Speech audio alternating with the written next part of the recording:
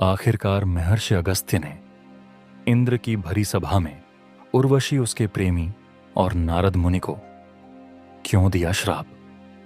जानने के लिए इस वीडियो को पूरा सुने। महर्षि अगस्त्य स्वभाव से दयालु थे, परंतु क्रोध आने पर वह शाप देने से भी हिचकिचाते नहीं थे, फिर चाहे वह अप्सरा हो या देव अर्षि या फिर कोई देवपुत्र। देवराज इंद्र के दरबार में हमेशा की तरह संगीत और नृत्य के कार्यक्रम की तैयारी चल रही थी। इंद्र सभा में नृत्य और संगीत के लिए विशिष्ट अप्सराओं और संगीतकारों को ही बुलाया जाता था। कुछ अप्सराओं से इंद्र को विशेष लगाव था। उनमें उर्वशी नाम की अत्यंत सुंदर अप्सरा थी। उस दिन इंद्र सभा में महर्षि अगस्त्य भी उपस्थित थे। उन्होंने आसन ग्रहण किया और कार्यक्रम का आनंद लेने के लिए बैठ गए।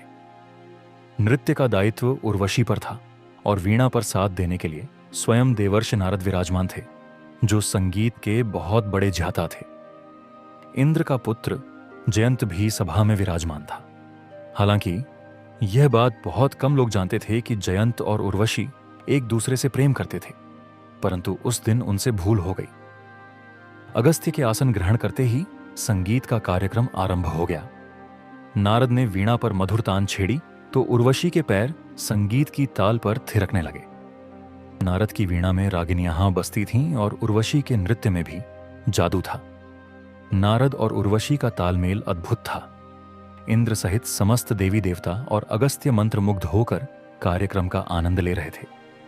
किसी का ध्यान इस पर नहीं गया कि उर्वशी तिरछी नजरों से जयंत को भी देख रही थी। जयंत की आंखें मादकता से भारी होने लगीं। वह उर्वशी को निहार रहा था। तभी कुछ ऐसा हुआ कि स्थिति पलट गई। नृत्य के बीच में जैसे ही उर्वशी की दृष्टि जयंत पर गई तो वह कामातुर हो उठी और परिणाम स्वरूप उसका ध्यान भटक गया। उसके पैरों का तालमेल बिगड़ने लगा।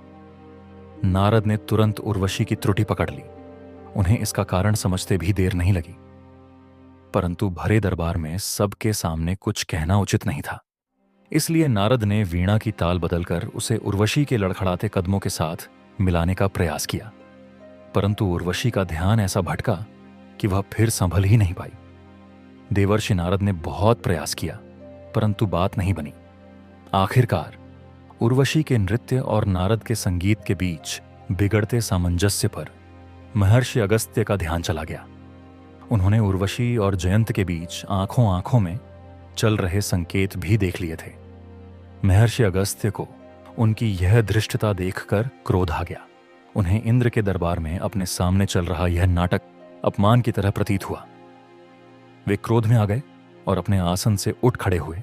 वो क्रोध से बोले, देवर्षि, आपसे मुझे ऐसी आशा नहीं थी। आप उर्वशी की भूल को सुधारने के बजाय स्वयं भी उसके साथ मिलकर भूल कर बैठे। आपकी वीणा दिव्य है, लेकिन आपने इसका तिरस्कार किया है। इसलिए मैं शाप देता हूं कि आज से आपकी वीणा जन साधारण का वाद्य बनकर रह जाएगी।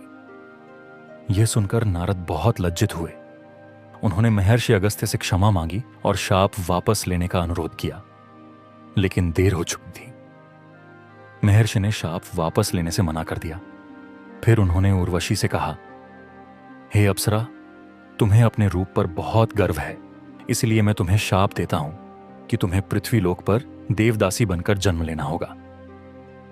उर्वशी यह सुनकर बहुत दुखी हुई, लेकिन वह महर्षि अगस्त्य के सामने असहाय थी। इसके बाद महर्षि जयंत की ओर देखते हुए बोले, जयंत, तुम तो देवराज इंद्र के पुत्र हो, फिर तुमने अपना विवेक कैसे खो दिया? तुम अपने पिता के दरबार में उन्हीं के सामने बैठकर अप्सराओं को रिझाते हो। मैं तुम्हें भी शाप देता हूं कि तुम बांस बनकर पृथ्वी पर जन्म लोगे। यह सुनकर उर्वशी और जयंत ने महर्षि से क्षमा मांगी।